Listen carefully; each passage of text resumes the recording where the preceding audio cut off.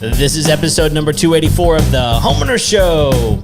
Whether you're DIY or looking to hire, we're here to help you find the best information and options for you and your home. My name is Kevin Hackett, and here with me is Craig Williams. Hello, and welcome to the Homeowner Show. We're so glad you could join us for another live episode. That's how we know it's live. I was choking on the irony. Oh, I know it. You are. It's well deserved. Oh, well, I'll take the choking. Yeah. And the boots. Oh my gosh. We have been having an argument for the last 3 minutes, and it's Craig's fault. But, I'll take it. Yeah. You deserve it. I am. So, well, you don't deserve the boots. Clearly I deserve the boots. Oh my goodness. Because they keep giving them to me. I don't even know what's going on. Oh, maybe if somebody would respond to an email from time to time. My email doesn't work. It has never worked in 5.5 years. Take it up with IT. I have. Doesn't matter. Don't you do computers? Thank you. Well, isn't that your gig?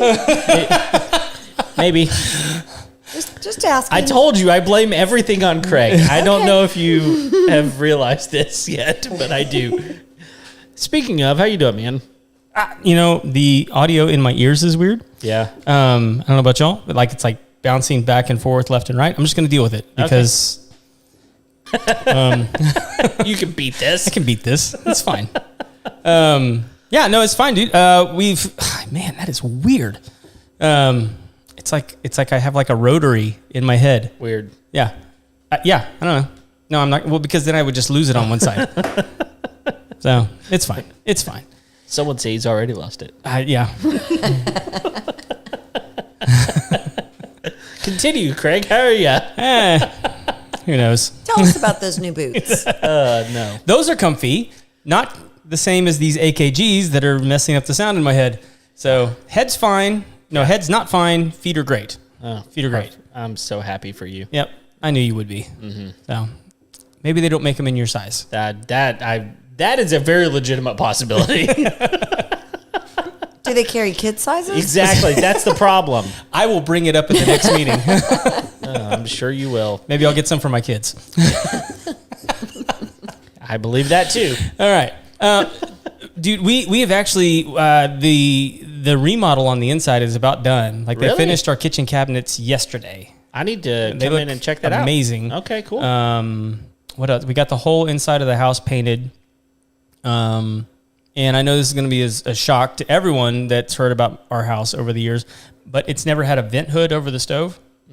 Shocker. So we're getting that put in. Nice. And then just some other stuff around the house. Exactly how do they put a vent hood on the 2.5 floor? That's what I want to know. Well, funny you should ask. Though it is on the 2.5 floor, the ceiling is open up all the way to the 3rd floor. Oh. So it goes right up to the roof. Yes. So it's just a straight shot. Perfect. Should be super easy. It'll be like industrial looking with metal pipe. And it literally just vents out the roof. Out the roof. Because there's no attic. No attic in my house. No. So. Really? Don't have one. We had a floor safe at one point. Oh, yeah. But that was in the bathroom. That was in the bathroom. Yeah. I mean, where else you gonna put where a floor? else would you put it? Yeah. So. Yeah. Makes perfect sense. It's literally the last place you would look. Right. Except. Which makes it the best place. Well, but like when we found it, it was like underneath a cabinet, so you really couldn't even get to it. But it also looked like they had written the combination on the bottom of the cabinet, but that combination didn't work. So, yeah. It's the most useless thing ever. Yeah, we just Does covered. it open? Well, we drilled through it. There was nothing in it. Oh, damn. I know. It was really disappointing. Yeah. It was like, come on, for just having the world's dumbest house, you could just leave us some gold, maybe some platinum, Something. Yeah, but we drilled through it, and then we had one of those cameras. We just, we surveyed the whole thing. It wasn't huge. Like they do on CSI. Yeah. Right. Yeah, of course. We just had it laying around. So, but yeah, dude, we're, that's all good. And we're gearing up. Actually when this show airs, I'll already be gone. Yeah. And sitting on a sunny beach. Yes. So, which will be glorious. Good for you. Excited about that. because haven't taken a trip in a long time. You just got back from a trip. Yes, I did. How was that? Oh, it was fantastic, man. We just got back from Disney. No, when I say we, it was me and my best friend. Just two people. Y'all palling around. We did, and it was a lot of fun. We had a blast. There was a lot of things that we were just like, we're not going to do that, and it was fine. And other things that were like, we're going to do that 2 or 3 times, and it was awesome. So we had a great time. Probably my favorite thing that I had never done before that I did was eat at Raglan Road at Disney Springs. Oh, okay. Which is an Irish pub. Yeah. And the food was awesome. The atmosphere was great. They had like Irish dancers the entire time doing jigs and all kinds of stuff. And the food was amazing. I had braised short ribs, which some of the best ones I'd ever had were yours. Oh. And these rivaled them. Wow. Shockingly to me. Anyway, the whole trip was great. My family is really glad that I'm not gone anymore, though, because I've been gone a lot recently. But anyway, it's good.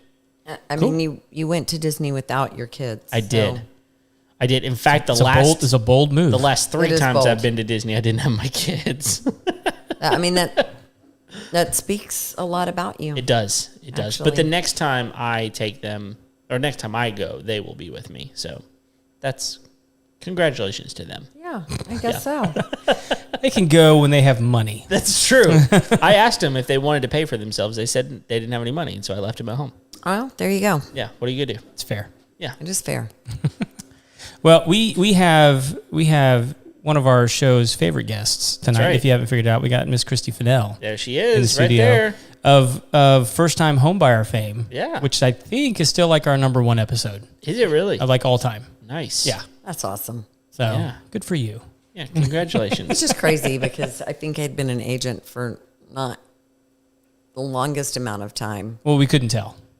No, that's what it's all about. We hadn't been podcasting that long, so what did we know? Right. Yeah.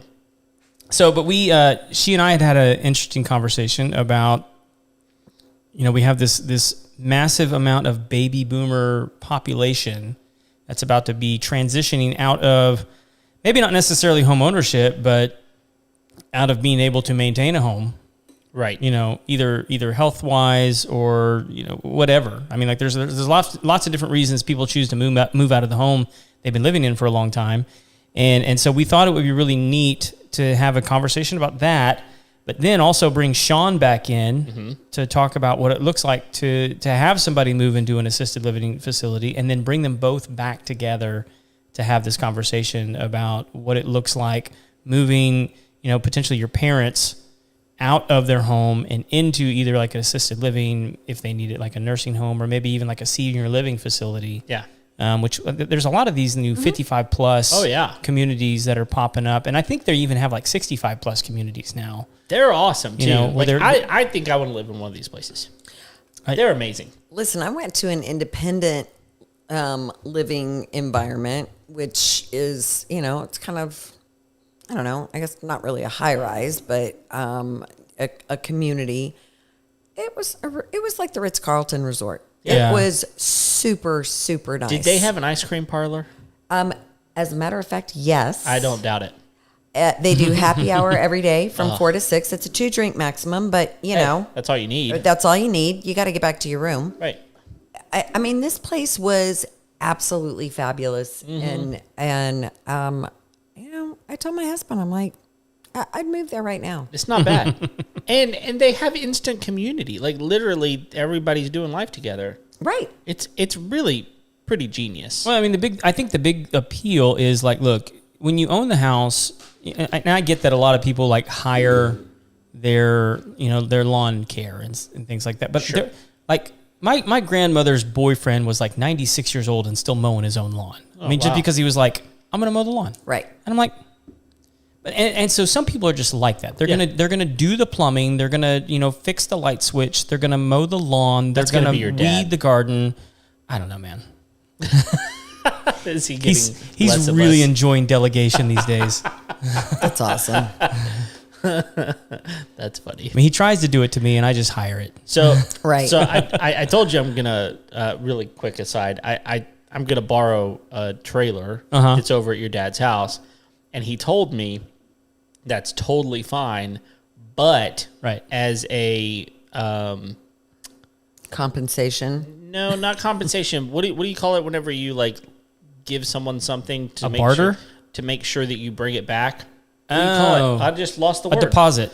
Yeah, like the deposit, like, you know, whatever, is I have to leave my kids with him. And I was like, wait a minute. But do you want the trailer back? That's what I said. I was like, you realize the responsibility that is. It's not just this like I'll leave my driver's license with you and I'll come back and get it type of thing. You like, they will drive you crazy. I might not come back for the kids. It might be the next day. It maybe, right? Exactly. Enjoy. Yeah, I was like, and his response was, "Sounds good." Okay, I'm definitely bringing my kids. They'll have a blast. What he told me was that Kevin can borrow the trailer as long as he agrees to carry all the chairs down from the church attic.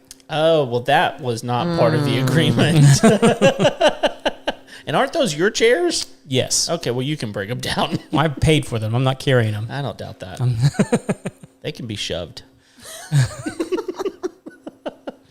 Anyway, back to this deal. Okay, so it's not just senior living, assisted living. It's also like these community type places. And basically, you're focusing on an older generation of people that are transitioning. So I have just noticed over this, the last couple of years, working with seniors and, hitting that 55 mark, which, really, I mean, in my head, I'm still 30, but of course, I do qualify for the senior discount at Wendy's. I'm just throwing that out there. I'll never ask for it, but I could. There's a lot to think about when we start creeping into that senior age, right? And as I started working with these clients, I realized that there's just a lot that we don't know. There's a lot that we don't prepare for until sometimes maybe it's too late. It just all kinds of things. Having your power of attorneys in place, and you should always have your power of attorneys in place, right? Because you don't know what's going to happen. You don't. And seniors have a target on their back. Mm-hmm. Unfortunately, people think they can take advantage of them, and the reality is that a lot of times they can. Mm-hmm. That baby boomer generation is a unique generation, and I think also kind of the Gen X generation. But the baby boomer generation, if you think about it, they took pride in going into the military. Mm-hmm. That was a big deal for them. They were their word meant something. Yep. Hard work meant something. Yep.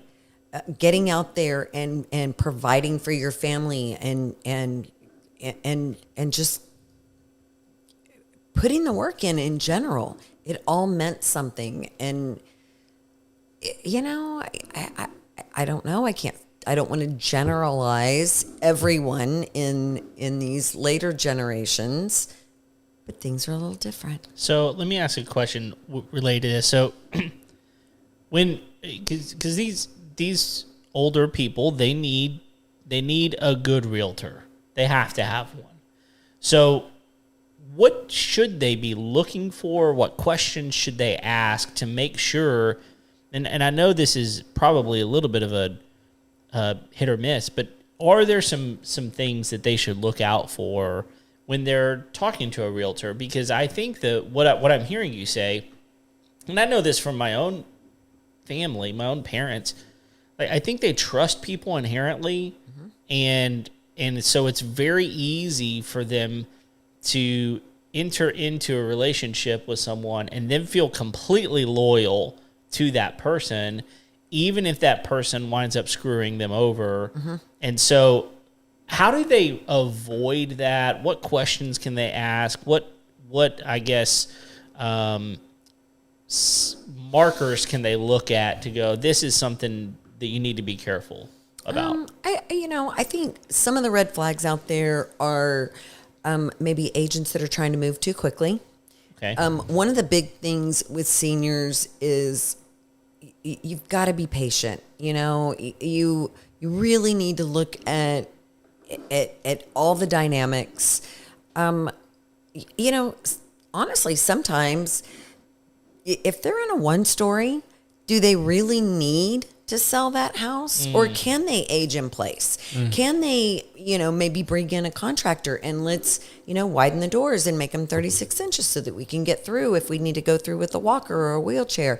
Can we renovate the bathroom so that the shower is, a zero entry line and we can just roll right in there? In today's society, there's in-home health care. So the reality is that as we age, the biggest fear that many of the seniors have out there is losing their independence, right? Mm-hmm. That if you think about it, and especially for males, they've always been the provider and they've always been there to hold everything together, right? And then now all of a sudden their health is failing and they tend to kind of fall into a depression. They retire. Maybe they don't have a lot going on. They kind of lose that purpose. Mm-hmm. And so a lot of times just being able to stay in place and stay in their own home just gives them that sense of security and that feeling that they just still have. Home. Yeah, it's still home. have their independence. Yeah. So, I would always first look at, where do they see themselves? Mm-hmm. Do they want to go to an independent living situation? Or would they prefer to stay right there? And how could we make that work if it were possible? Well, and I would assume, too, like you've got estates involved many times, mm-hmm. right? And so if you've got a realtor that is trying to push you without considering things like estates, like the tax liability that you might have, and how that's like legitimately many of these people are on fixed incomes. And so how is all of this going to fit in? I would think that those are questions that if you're not being asked and a realtor is not willing to like give you the time and the space and the ability to kind of look through those things and maybe even help you figure out how to navigate that even, then that should be a red flag, I would think. Absolutely. Okay. So yeah, I mean, if they're sort of moving too quickly, I think that, if they're a seniors real estate specialist, which is a designation that you can get, that's certainly something that's helpful. Okay. And can you just ask for that? Do you have this? Is that how that works? Yeah. Or do you have any experience working with seniors? Okay. I think that they should inquire about the family. Is your family involved? Do you want them to be involved? Okay. Some of them want them to be involved, and some of them absolutely don't want them to be involved. But in some situations, sometimes the family needs to be involved. They need to kind of be aware. Sure. If the agent does not want your family involved in any way whatsoever, that's a big red flag. Yeah. Like why? Why, if you say, well, I want to run this by my kids. Well, do we really need to run it by your kids? I mean, let's think about this. I was actually having a conversation with someone who told me that. They said, yeah, I don't really like when the families get involved. Well, why not? Yeah. I mean, I think it's important. It feels like a money grab. Right. I think that it's important. Now, there's a lot of situations where maybe the family doesn't have the best interest at heart.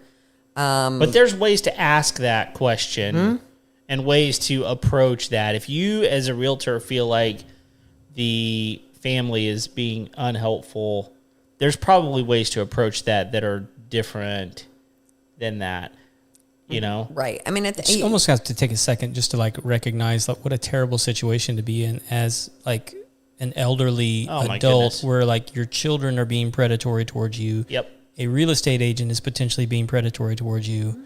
Like and you probably bought your home 30 or 40 years ago. Mm-hmm. And just don't, I mean, like, you're almost like a first time home buyer again. You don't understand how things work now, right. And you've, I'm sorry, but like when you get in, it's not that you're unintelligent. It's like, this is a different thing than when you bought your home 30 or 40 years ago. Yep. And you've grown accustomed to how things are. And so it's easy to be taken advantage of, especially when you don't have anyone in your corner. Right. That's right. So another question I've got related to that is, can you fire your realtor? Absolutely. Okay. I almost feel like we need to give people permission to do that. Right. Right? I mean, especially in this podcast where we're talking about, people that maybe they trust and they're loyal to, like, you can fire your realtor. Yep. Way into the process even. Yep. Way deep into the process. As long as you're not under contract. Yep. You can fire your agent and you just say, I want to terminate the listing agreement. This isn't working out. Mm-hmm. And that's it. I got news for y'all. It's Texas. I can fire anybody. That's exactly right. That is true. I'm obviously being a little silly, but it is true. Like in Texas, like even if I have to tell clients this all the time, like you have a contract, so fire them.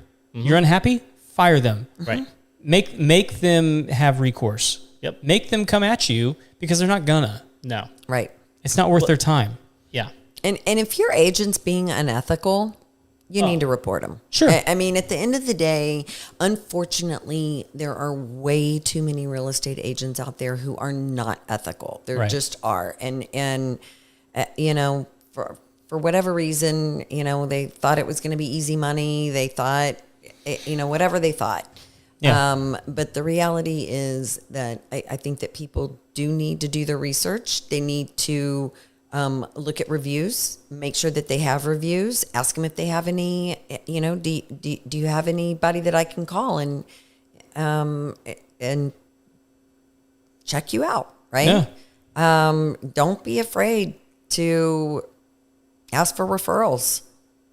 And it's important because when you sell that house, there are so many things that could go wrong. And you need somebody that you can trust that is going to have your back. I mean, I had a client who had evidently been poached by this investor for the last 2 years. And he knew everything about their family. He knew everything about their kids. And when her husband passed, she wanted to sell to him because she felt that, he had a relationship with her husband. And, it was, I think, kind of fell in with the whole grieving process of trying to want to do right by him. So You mean she felt like she was honoring her husband? Correct. By selling it to this person that had already invested in their family and he knew all about him, and and he promised that he would sell the house to him. All right, fine.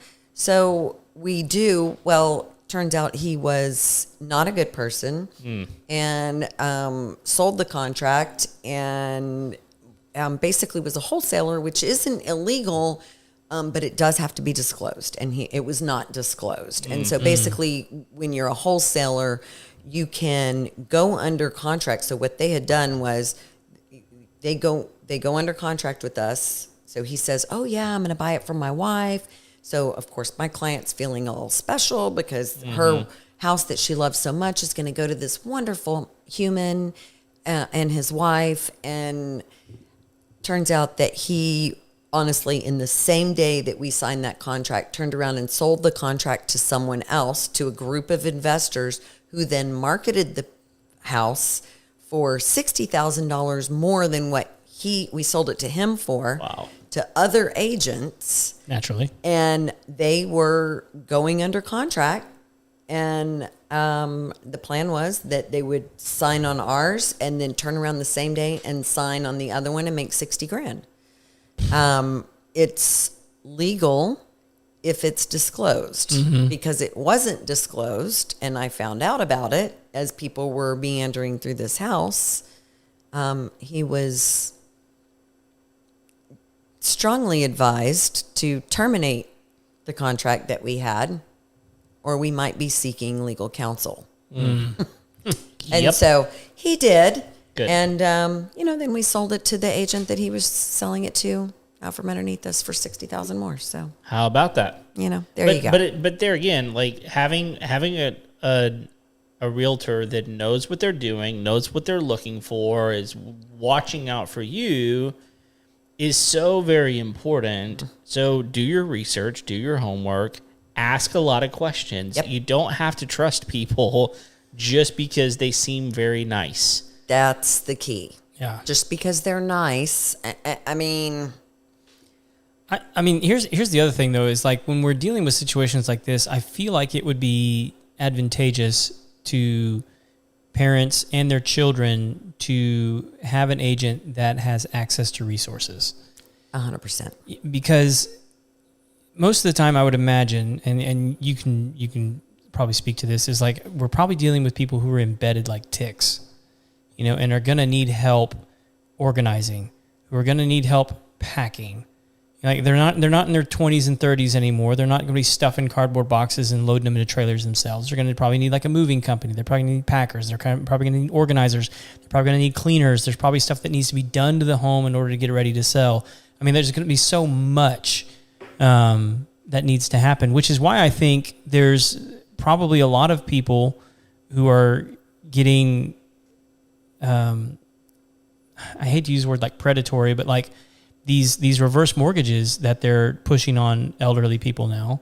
Good old Tom Selleck is out there pushing these reverse mortgages, saying like, look, it's so much easier. You can just use the equity in your home to get a paycheck every month to add to your income so that you don't have to leave your home. You can stay in your home and access the equity and then just move on with your life and stay put. Because staying put, honestly, probably is just so much easier mentally, Right. for these folks. And so, but I was doing a little bit of research about these reverse mortgages. Have you guys like read up on these or looked at? I mean, because I've seen a lot of ads for them. That's what got me curious about it. And they're obviously like targeting older people by using people like Tom Selleck and the Fonz, Right. to tell people what a wonderful thing Magnum PI. Yeah, here's what I learned is with these, if you own the home outright, you can only access like 65% of the equity in your home. 2, the interest rate is almost double. Jeez. On what they're, like how they're paying it back to you. Right. And you're still responsible because like with a traditional mortgage, the property taxes get paid out of the escrow. Right. That goes away. You're now responsible for the property taxes and everything else that comes along with owning that property. So, and people can get these without owning the property outright. You just get less benefit on the payout month to month. And you can set them up to where like it's a single payout. Oh, really? Yeah. So like you can do it where it's like a lump sum. Wow. Or you can do it monthly installments, or you can set it up as a line of credit where you can just access it at any time. But like when you access it, that's when the interest kicks in and you only get some of the money. So like you say, I don't know what the interest rates are, but say you need $50,000.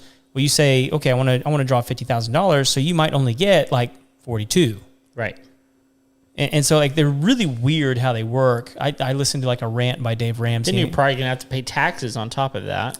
Like there's probably all sorts of ways I don't know if there's income tax on it. I don't know that's an interesting question. I don't know that there is, but like, who knows? I mean, it could be like capital gains tax if you get enough, if you get enough money. Right. Yeah. Yeah. And if you don't have it homestead, I mean, like this particular client, they had 4 houses and none of them had a homestead on them. Oh my goodness. And so we're losing money there. That was the other thing I learned is you can only do that on a primary residence. Oh yeah. It's got to be where you've got your driver's license. Yeah. Yep. So I don't know. Better put it on the biggest one. Absolutely, which is what we did. Luckily, that's where our driver's license was. But I don't know a whole lot about the reverse mortgages. I know that they have changed a lot. I know that it goes through an FHA program now. Well, yeah. There are certain ones. Again, like I'm kind of like you. I know just enough to get myself in trouble. Right. There are certain ones that are federally backed. Right. And then there are others that aren't. Correct. So yeah, we need to get a lender in here to set us straight on these reverse mortgages because I'm curious as well. Mm-hmm. Here's what I'm curious about on these is I'm interested in talking to both because I would suspect because of the way that these are set up that there's not many lending people that would speak ill of them because it seems like the commissions on them are really good. And I'm not trying to say that all brokers are unethical. I'm not saying that at all. Right. I'm just saying it would be difficult for some of them to speak ill of them because they're such a good product for them. I'm wondering because I talked to a couple of lenders about them. And the 2 that I asked, both brokers and both said, I don't really know enough about. They didn't really Didn't deal know with about them. them. Right. Okay. Spoke to one other actually this morning. He was telling me about that he had spoken to his parents about doing reverse mortgage, which, you figure if he's telling his parents about it, there must be something positive in there. Yeah. Right? Yeah. So I am very curious about it because I know they've changed it. Now, I know back in the day it was definitely not the best avenue to take. Right. And I think that it has to be the right product for you and where you are, but for some people, it could be, if you are planning to age in place and, you want to retire, you don't want to make any more mortgage notes. Yeah. This is an opportunity to be able to do this. Let's say you don't have any extended family. Maybe you don't have kids. Yeah. It's going to be a more and more common thing in the near future. There's a lot of people not having kids. I know you can't even do them. I think you have to be at least 65. Is it 62 or 65? 62. Is it 62? I believe 62 sounds right. Yeah. We could be wrong. Somebody correct us, but I know you got to be in your 60s, somewhere in that neighborhood. I can conceive of a situation where it would be beneficial. Right. Like if you're in your 70s and you've just been diagnosed with a terminal disease and you've got 2 to 3 years to live. Here's a way to get some extra income to cover your expenses. Especially even if you do have kids and you don't want what you're going through to be a burden on your family and you need to pay for extra care because maybe this is not something you planned for. Here's a way to get some extra money. Right. Absolutely. What I don't know is what happens when you pass away. And that's a great question, right? Like, does the house go? Do we sell the house and pay off? Because technically, they don't own the house anymore. From what I understand, what's happening is they're allowed to live in the house until the money is paid out. Wow, that sounds terrible. But wait, what happens they don't ever kick you out though? No, from what I understand, they can't kick you out, except this was the other thing that I learned is if you don't maintain the property and or you don't pay the property taxes, they can foreclose on you without paying out. But then you can become a squatter. And, that's true. And just stay there. Yeah, just make sure you do it in California. Listen, who's gonna kick out the senior person that's technically in their the way home? things are working right now, they'll be way quicker to do it to the senior person than they will the person that's squatted because of an Airbnb. You're not wrong. You're so right. Get us started on squatters. Sorry. We're still getting comments. Like somebody dropped a line about that gal that we talked about in California that squatted on that dentist. And they were like, yeah, we've heard she's done this like 3 or 4 times. I'm like, we know. Hello. Yep. That's nuts. I know. It is. It's absolutely Well, crazy. you have some property like that, right? I mean, I like have an Airbnb, but I've not ever had a squatter. That would be terrible. Yeah, well, I mean, that's what's happening to people is like they have an Airbnb and someone rents it for like the weekend and then they just never leave and they can't get them out. And it's like 2 years later and they've trashed the place. I don't understand how you can't get them. Like the stories that we have on these is one is a guy that had like an Airbnb and the gal wouldn't leave and he called the authorities and the authorities like, no, she has squatter's rights. Yeah. And like through weird circumstances, she had squatter's rights.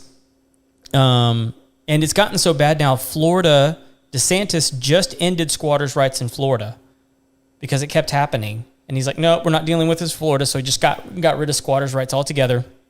The one that blew me away was the guy that got shot at by the people squatting in his home when he tried to like come to the property.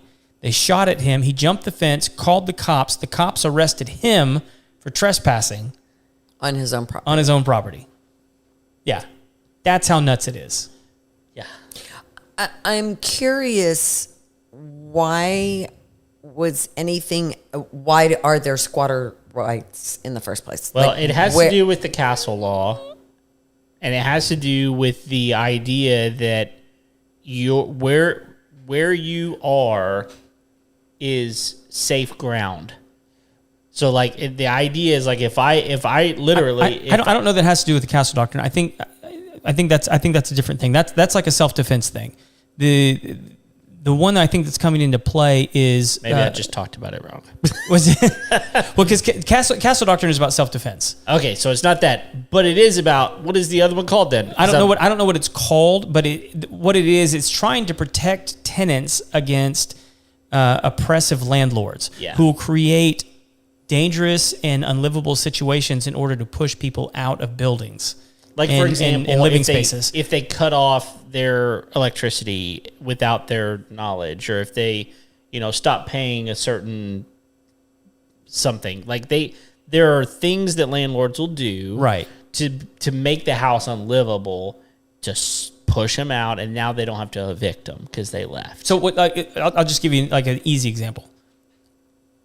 A kitchen in a apartment building becomes infested with cockroaches. And the tenant is able to show documents after document after document of complaining about the cockroaches. And then the landlord receiving those documents and complaints about the cockroaches, doing nothing in response, but then also raising the rent to make it, putting pressure on the tenant to get them out because they want them gone. Mm-hmm. So that they can then clear the cockroaches out and then charge double. So this became like a big problem in New York, which is why you have like people who have apartments that they can rent for like $500 a month, and then next door someone's renting it for like $5,000 a month because someone's been there for 40 years and they have rent control. So it's all that kind of weird stuff that's put in place in order to protect people, so that landlords can't intentionally do things to make it so uncomfortable to push people out of buildings and rental. And so like there's an aspect of it, you're like, okay, that makes a little bit of sense. Like those are tenants. They're not squatters. Right. Right. Like they had a right to be there. Wait, are you rationalizing this with like common sense? Right. Because if you are, then we need to actually take a break. But what it ends up being is taking like a good idea and turning it and manipulating it into a loophole for bad people. Right. So now, Kevin, technically, we could just move into Craig's house. I've already been thinking about it. He just renovated it. Right. So let's wait till the renovations are done. My kids still live there. You guys will be gone in a week. That's a good point. Yeah, that is a very fair point. Yeah, and I promise you they're not leaving. Right. They're scrappers. Yes. I'm an empty nester. I'm not. Especially that little one. She's not so little. I think she's bigger than me, to be honest. Oh man. Well, I don't know. Like I know we derailed there for a minute, but the problem is that it really kind of is the same type of thing. It's taking advantage of situations that, look, I think this is the problem when we should just live in a society that people are nice and good. Right. But we don't. Nope. We just don't. And so because of that, if you are out there and you're in a situation where you're looking to sell your home, move into another facility, whether it's a assisted living or a nursing home or 55 and alive type place, whatever. Like, Did you say 55? I did. You know what I'm talking Now, about. I'm 55, so be careful over there. Congratulations, you qualify. Yeah, hey, ask for that discount at Wendy's. Do what you got to do. But like, if you're looking to do that, just make sure that you aren't being taken advantage of. And here's the truth. Assume that you are. Yeah. Assume that you're being taken advantage of until you get to the point where you're confident that you're not. Mm-hmm. And I think that there is a point where if you're being realistic with what's happening, you're probably not feeling right. Right.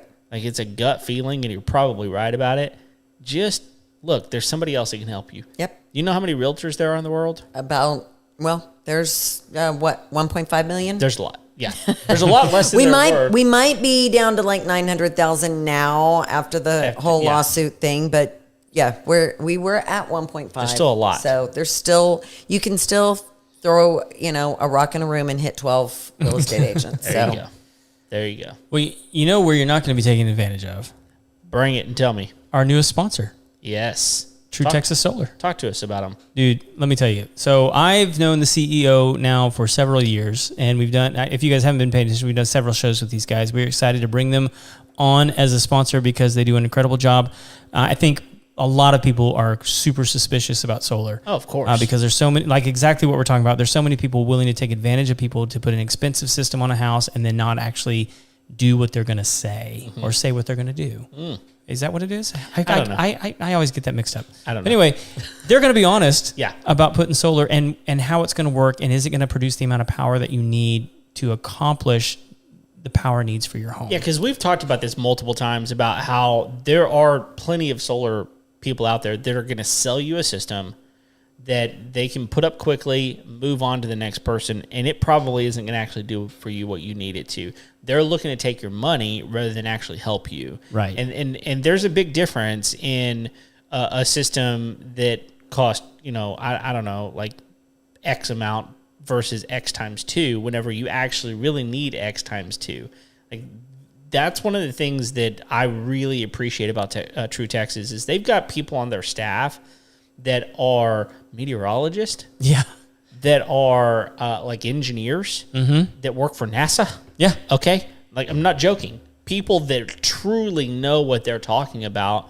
And they've done that on purpose to do the math. Yes, they can. To make sure that the system that they're providing you is what you actually need. And they're also like diving into the commercial realm because there are some really, really amazing commercial opportunities out there. So whether you're a residential owner or a commercial owner, I would highly recommend if you're interested in solar, it's not going to hurt anything to have a consultation. Give them a call. It's 936-286-8325. That's 936-286-8325. Give them a call. Schedule a consultation. Josh is awesome. He's going to help you out. And at the end of the day, you won't know until you have a discussion, right? Right. Yeah. And this show is also brought to you by our longtime sponsor, Lone Star Appliance Repair. That's right. Yeah, the company that has literally saved my life on a couple of different occasions. That is true. Me too, actually. Oh, really? Oh, What'd they fix for you? They fixed my dishwasher and my washing machine 2 times at my Airbnb. And let me tell you what, the one thing you don't want to go down at an Airbnb is the washing machine. Oh, big time. Doubt. Like, that's got to work. It has to. So Yeah, because you can't get new people in until the linens everything's cleaned. are Well, not cleaned. only that, I mean, like you usually have a housekeeping service that comes in and Yep. changes the sheets, and they got to have the machine to do that. And if the washing machine's not working, you're just down. That's right. That's right. So- And they get out there, and they are out there quick. Oh man, those guys are awesome. Look, They are here's great. the thing, guys. We're not just telling you about a company that we are sponsoring the show so that you should use them. I mean, here's 3 people Right. that have used them, and And I don't even know these 2 in the room. So That's right, exactly. they didn't pay me for this. That's right. That's exactly right.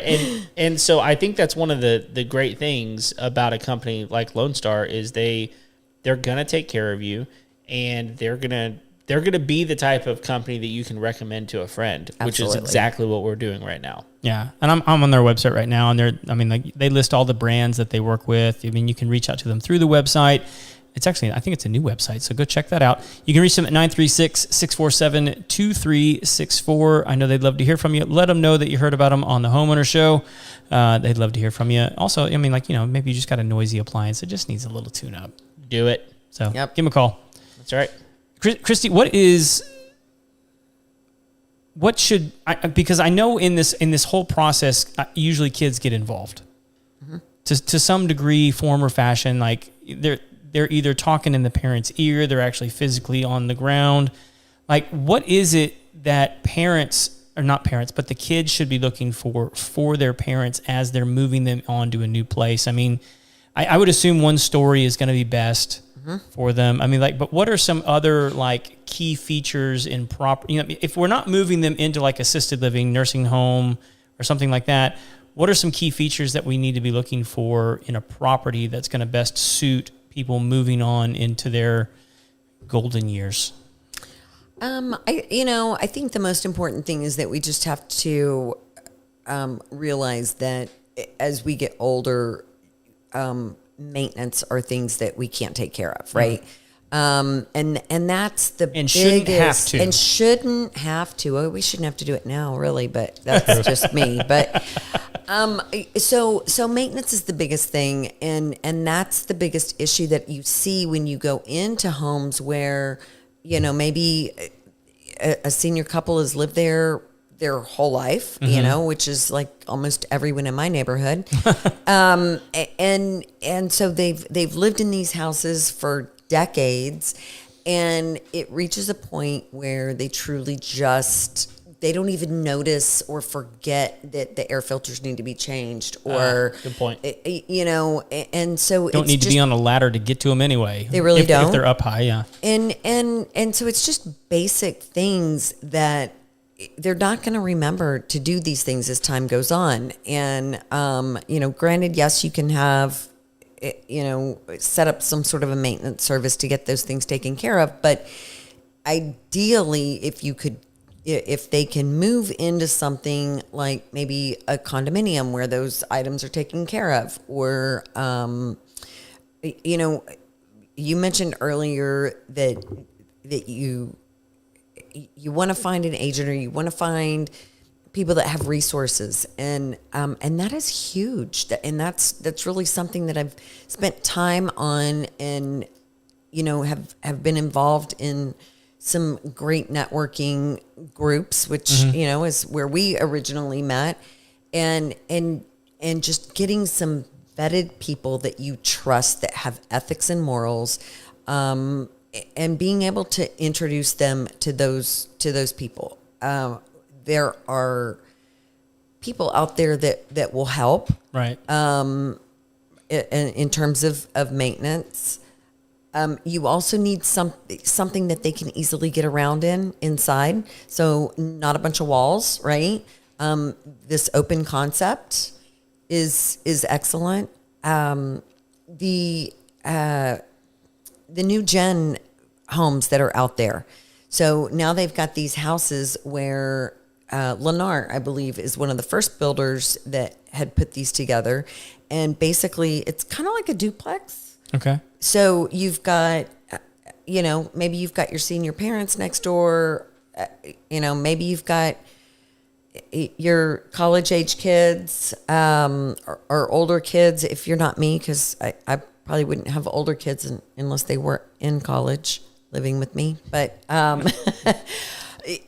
So these homes are great because it's smaller on the one side, but they've got their own kitchen, their own living room, usually one, maybe 2 bedrooms. It's like a mother-in-law suite almost, Yeah. but They've got their more own than door, that. and they've got kind of their own entrance little even. Yeah.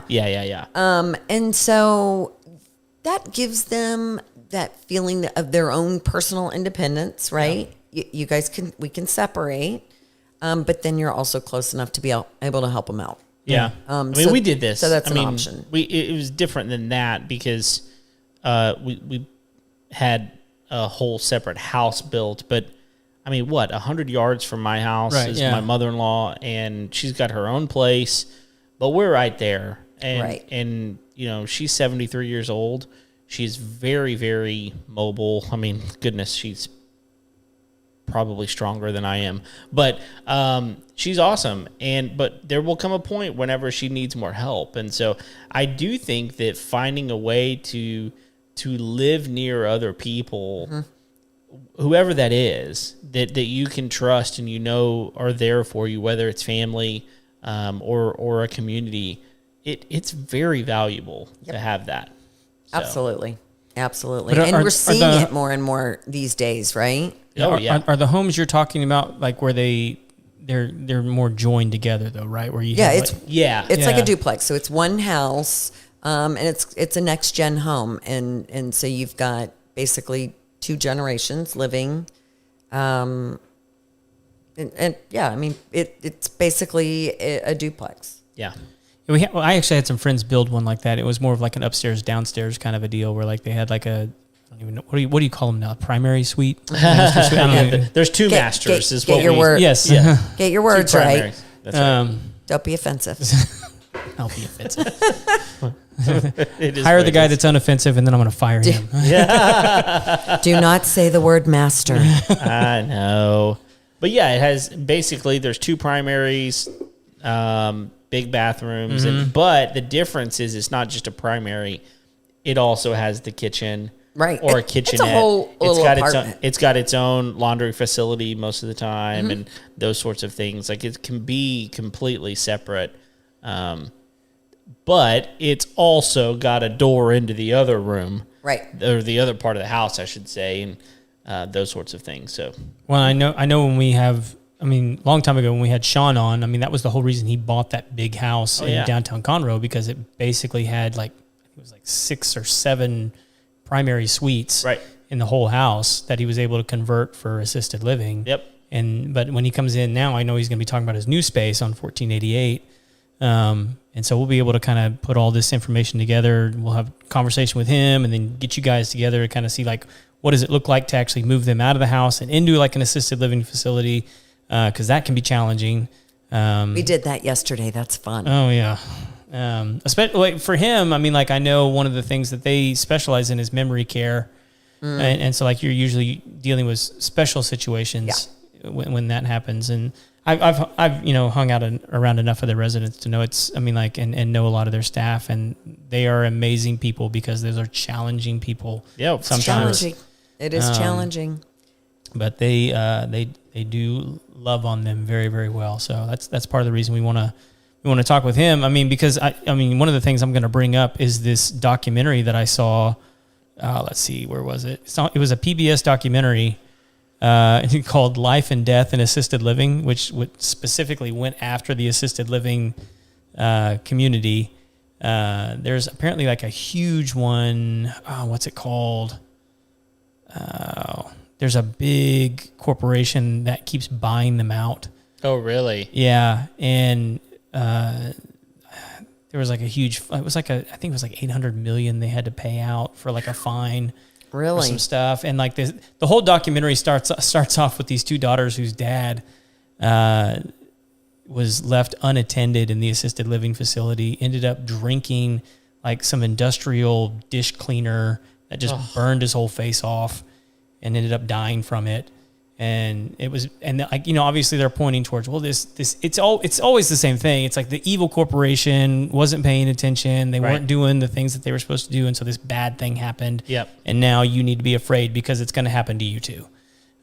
Which, like, look, guy shouldn't have been wandering the hallways, shouldn't have been unattended. He had dementia, and they should have been held accountable for that. I need to finish watching it, but like it's a documentary that came out 2 years ago on PBS. Wow. And so there's a lot of bad PR around this, and I think because of that, we're going to have the children of these baby boomers who are going to be hesitant to use assisted living facilities. Yep. The assisted living facilities, I've had a senior ministry now for about 6 years. Mm-hmm. And which, by the way, is why you were perfect to even have this conversation, because like you're kind of you've seen both sides of it. You're from the real estate side, but you've also been working in this ministry, right? And it's sad, none of them really, in terms of like the big corporate assisted living, and I don't want to group everybody into this category, but just a large percentage of them, staff is impossible to get. It's impossible to hold, so it's constantly turning. I've gone in there. I've gone in there during Christmas, where we were going to have a Christmas party, and brought Christmas presents for all the residents, and nobody got to get out of bed because they just didn't have the staff, and the people sitting behind the desk, the aides, were too busy on their phones to be able to get anybody out of bed to go to the Christmas parties. And it's sad. It is. Yeah. It's really sad. So I think that people really need to be aware of what's out there, and ask the questions, what is your staff to patient ratio or staff to resident ratio? Well, this is another reason that like you need a realtor that can take care of you and get the most out of your property for you, because, the place we're going to talk about with Sean, it's not inexpensive. Nope. No, it's very expensive, and so that's actually one of the things they harp on in this documentary is these assisted living facilities can cost upwards of $7,000 to $10,000 a month. A month. The one that we're putting this client in is $6,600 a month. Yeah. And so you really need to be able to get the most out of your home. Yep. And so you don't want to leave $60,000 on the table. No. Whenever someone's coming in and taking advantage of you. And you've got to be able to look at the big picture too, right? So is the house completely dilapidated where really it doesn't make sense to put any money into it? The best option that we have is to sell it to investors. Or, are we in a situation where the location is fantastic, the house needs to be updated, which is very common in a home that someone's lived in for 40 years. Does it just need some light updates? And now we can get an additional $100,000 out of it, right? Right. Put 40 in, get 100 out. Exactly. Yeah. But you need to have an agent that is seasoned enough. And by seasoned, I don't necessarily mean, okay, they've been in the industry for 20 years, right? Sometimes I think that's not always... that doesn't, in my opinion, depict whether or not an agent is good. Sure. It is, what is their background in general? What brokerage do they work for? What kind of support system do they have? Who are their mentors? I mean, there's a whole lot of things that go into whether or not somebody's a good agent, but just get with somebody who's going to give you options, not just, this is what we need to do. This is the ticket. Let's get it on the market. Let's sell it. Boom, boom, boom. I'm done. They need to take the time and really look at what are all the options. What does it look like if we age in place? What does it look like if we renovate to sell? What does it look like if we sell to an investor? And which one is going to get me the most amount of money? And each person is going to be different, right? I mean, like your mother mother-in-law, 73 years old. She is in great condition. She's doing great. Yep. You know, right now, there's no reason why she can't be at home and, Sure. you know, doing her own thing. My client, also 73, stage 4 Parkinson's, congestive heart failure. So She needs some help. chronologically, she's 73, but functionally, she's closer to like 85, 90. Yeah. So, you know, her life expectancy, we're looking at best 5 years. Right. So now, and so I've got kind of people in my toolbox that I've got a senior advisor that I work with that helps to place seniors in homes. So I would get with her and she'd kind of be able to say, okay, this person would be great in independent living, or no, maybe they need to go into more of an assisted living environment. You know, but you need to work with somebody who has resources. Yeah. Yeah. Makes sense. Well, and just, I mean, because we have you here, I mean, like what kind of, I asked this question sort of knowingly, but I would imagine as people put their parents' houses on the market, there's sort of an expectation for the amount of money that they're going to be getting for those houses. And I would imagine that has been diminished somewhat over the last year from what people are expecting. I still talk to people who have like COVID high around here. I mean, It depends. You know what? I know it depends on the property for sure. It depends on the area, right? If you go over into the Woodlands, it's multiple offer all day long. Still. Absolutely. I mean, and they can ask for the money because they can get the money. Is that anywhere in the Woodlands, or is it like pretty much all over?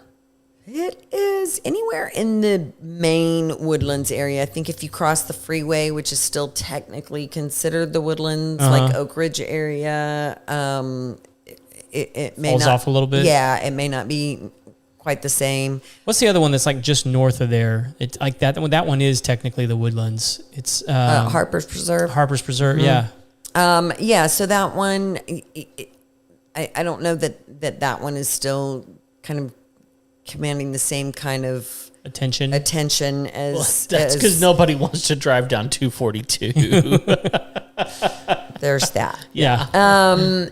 So, but yeah, like the main Woodlands, it's very difficult. Is it different in spring and Conroe though? Like on the north and southern boundary there? Yeah. Yeah, I mean,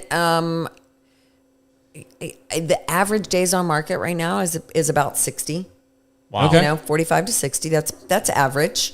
But that's pretty par for the course. I mean, like Historically. Sure. You know, to me right now, it really is kind of a great market because I feel like it's somewhat balanced. And again, different areas are going to be different depending on where you are. So that this is, you know, it's not specific to one area, but in general, I think it's kind of a good market. Like I'm not seeing that houses are having to drop substantially off of asking price, assuming that you had an agent that was realistic.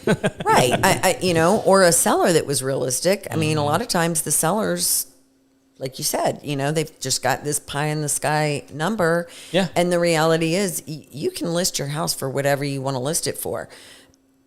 I personally wouldn't probably take it on as a listing because my goal is to sell every house within, you know, 30 to 45 days. Really, I try and do it 30 and under. Yeah. But the only way that's going to happen is if it's priced right. And if it's priced right, it's going to sell. Sure. Yeah. Or if it looks right. Or if it looks right. Yep. I mean, you can, like, again, you can price it whatever you want. If it looks like crap, you're just not going to sell it. No. I mean, you'll sell it, but it's got to be priced appropriately. Yeah. Yeah. Everything will sell if it's priced right. Yeah. Well, it's all got to appraise the right way and Yep. everything. That's, you know, that's just part of it. Which is the reason why you need to price it right to begin with. That's right. Because if you let's say that you price it super high, some person out of California comes with their bag of cash and they're ready to buy it. If they want it to appraise and and that's a stipulation for them, that might be a struggle, and why put yourself through the drama, Yeah, absolutely. Yeah. Well, anything else we need to cover before we get out of here? I mean, I know we got 2 more episodes of We have this. 2 more episodes, and Yeah, there we is have so plenty much, to talk about. so much to be learned. Yeah, I'm really looking forward to getting you and Sean on in the same studio here to. Absolutely. Yeah, it's going to be fun. You know what? It's a great topic, and it's an important topic For sure. And my goal really is to be able to educate not just the seniors, but also the children of the seniors on just how can we protect them? How can we make sure that they have the means to be able to get whatever medical attention they may need going, in the future? Yeah. There's just so much to be learned from financial aspects, insurance, Medicare. Oh my gosh, that's a whole nother topic that you've got to be careful of. But there's just a lot out there that I think as we grow older, we just need to be very aware of. Don't ever cancel your traditional Medicare, by the way.